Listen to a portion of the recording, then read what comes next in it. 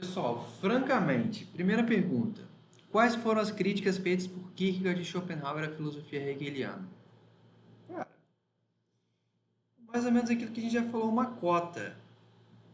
Crítica a respeito da racionalidade como centro da vida humana, a crítica às pretensões do racionalismo, de que tudo pode ser explicado através da razão, de que ele pode ser o fio condutor de toda a vida humana, de que ele poderia dar conta de tudo. Então, o grande eixo motriz da crítica, tanto do Schopenhauer quanto do Kierkegaard, sobre a filosofia do Hegel, como representante desse iluminismo, dessa filosofia da razão, é justamente que esse princípio não é capaz de explicar tudo. Esse princípio ele não é capaz de dar conta de tudo. Existem elementos que não podem ser explicados racionalmente. Existem coisas que não podem, que a razão simplesmente não dá conta, sabe? E essas filosofias de agora em diante, elas vão trazer esse elemento com muita força.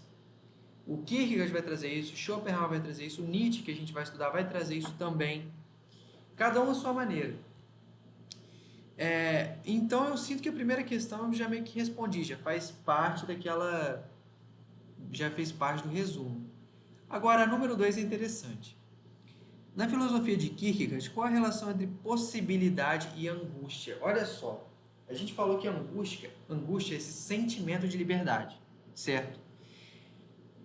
Reparou que esse sentimento de liberdade que é aflitivo, ele só aparece numa situação assim, numa situação de risco mesmo. Por exemplo, caminhar em cima do penhasco, por exemplo, estar num carro em alta velocidade e sentir vontade de abrir a porta. Por que você sente vontade de abrir a porta? Porque é possível abrir a porta. Porque essa possibilidade aparece para você. E você tem que escolher não abrir a porta. Certo? Então a angústia aparece porque as coisas se tornam possíveis para você escolher. Agora, se você não pode, se não é possível fazer escolha, não tem angústia. Angústia tem a ver com sensação da liberdade, que é uma sensação aflitiva. A sensação da angústia é: eu preciso escolher estar vivo. Nessa situação em qual eu me encontro, eu preciso escolher continuar vivo, sabe? Essa é a sensação da angústia. Ou seja, em qual possibilidade que a angústia ela se apresenta?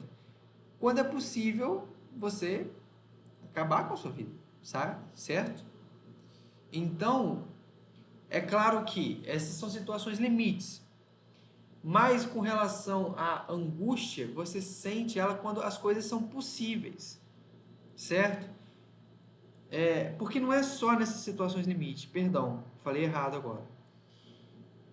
A angústia aparece no momento da indecisão, em que você pode escolher outra coisa, certo? E que não existe nenhuma segurança, não existe nada que possa determinar assim, ah não, essa escolha é melhor que a outra, entende? Então, vai de você estar, sei lá, assistindo no seu tempo livre a Netflix ou o Prime Video, não sei, e você fica angustiado, cara, qual série que eu escolho? Qual série que eu escolho? Sabe? Pode ser isso também. Mas isso só é possível justamente porque você pode ver isso, né? Você pode escolher entre várias coisas. E aí você fica angustiado. Por quê? Porque você é livre para você escolher o que você quiser. E não tem nada que garanta que você tem que fazer isso ao invés daquilo. Não tem nada que garanta que você tem que ir por esse caminho ao invés do outro. Certo? Está aberto para você. Você pode fazer o que você quiser. Inclusive, a questão é que o Kierkegaard ele se livra desse problema submetendo a vida dele à fé em Deus. Então ele pega toda essa liberdade que ele tem e coloca em amar a Deus, que é o que ele acha que é racional, que é o que ele acha que faz sentido se fazer com a liberdade humana. A próxima questão, apoiando-se no estudo desenvolvido na frase abaixo, responda: em que aspecto a filosofia de Schopenhauer se aproxima da teoria do conhecimento de Kant? Em que aspecto se afasta? Ah, pessoal, essa pergunta aqui realmente não tem muita necessidade, não. Porque qual que é o problema? Eu já estou falando demais em Hegel, em Kant, etc. Porque eu não pude mostrar para vocês esses pensadores. Eu não pude mostrar para vocês como esses caras pensam. A gente já está pegando o bonde andando em altíssima velocidade. Então, é uma pergunta assim inoportuna. Mas, tá, eu vou dizer o seguinte. Essa citação é uma citação do O Mundo como Vontade de Representação, que é o principal livro do Schopenhauer, certo?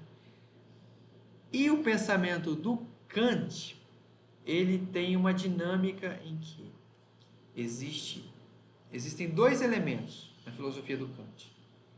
Existe a coisa em si, aquilo que é de fato a essência das coisas, e o fenômeno. O fenômeno